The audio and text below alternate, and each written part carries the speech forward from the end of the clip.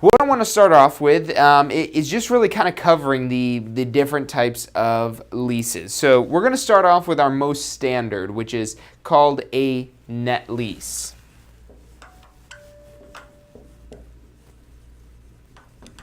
The net lease basically is very basic. This is where there's some sort of lease rate, and then on top of that there's expenses. Remember that term net means not expenses. We'll go a little bit more in depth on the calculation of this net lease because that could get a little bit trickier, a little bit more complex, but overall this is our simplest type of lease when we look at the basics and the fundamentals of them.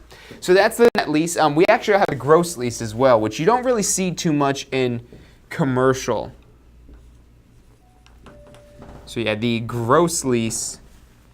You do run across this occasionally. The net lease, like I said, that's typically your go-to that you're going to see in most commercial situations. With the gross lease, this could be somewhere where if there's a possibly if there's a sublease going on where it's maybe just one particular office. This could be if it's some sort of executive center, some professional park where you're renting office space.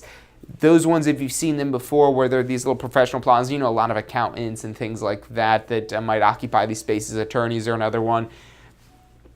But with these, there's typically just one power meter on the entire building. And so what happens usually is they just take the power for the entire building, and that's made as part of the actual lease payment. And with the gross leases, you typically see a higher lease rate because, I mean, especially when you're sharing the electricity, you don't get your own electric bill, you're not so conservative with the power. But there's usually a lot of shared amenities in these gross lease plazas, office parks, whatever it may be, maybe like a shared break area, or shared bathrooms, or shared like copy center, that type of stuff, a shared waiting area, all that type of stuff when you see these little professional executive plazas, which is where you're more likely to see a gross lease being used rather than a net lease.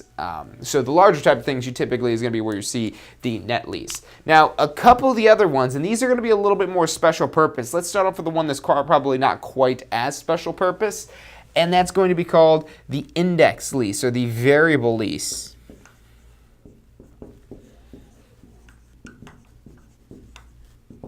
So the index or variable lease is going to be where there's some sort of third-party number, some sort of third-party index, some sort of third-party rate, and as that index goes up or as it goes down, the rent goes down proportionally.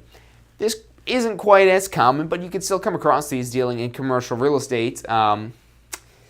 It could be down to maybe with the renewal. Some of this, it's the increases are pre-negotiated out, where that might be where it's a little bit more like a net lease rather than necessarily an index or variable lease. The index lease is, again, there's some sort of outside force pushing that rent up or pushing that rent down. So that's our index or variable lease.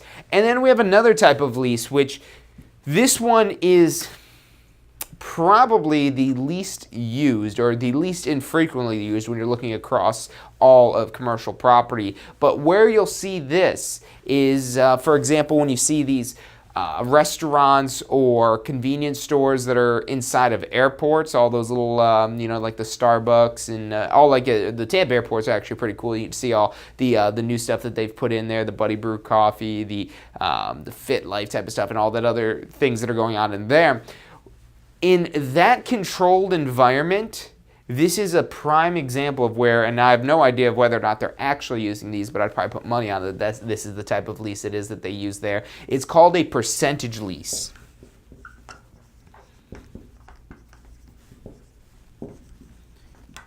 And with the percentage lease, this is a perfect type of lease to use when you're in this kind of controlled environment where, so for example, if you go open up a Starbucks, or let's say Starbucks is opening a Starbucks in some sort of retail plaza, usually Starbucks, for example, is driving traffic to that particular space.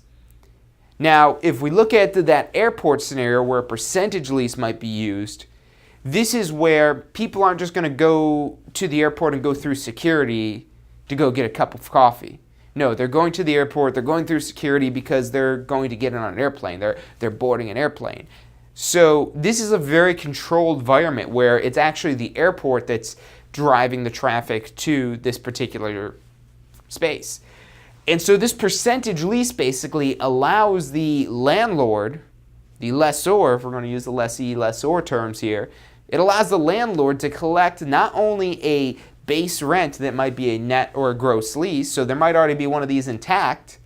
There is one of these intact already typically, but then on top of that, once revenue exceeds a certain amount over a certain period of time, maybe if it goes over X amount of dollars over a certain year, anything above that is subject to an additional percentage of lease payment. And we'll do the math on that because it sounds a little complex, but it's actually quite simple once you know what it is that you're doing with this here. So that's called the percentage lease. You've got a fixed lease rate, and then on top of that, if your sales go over this certain threshold, you have to pay a percentage of your sales as an additional rent payment.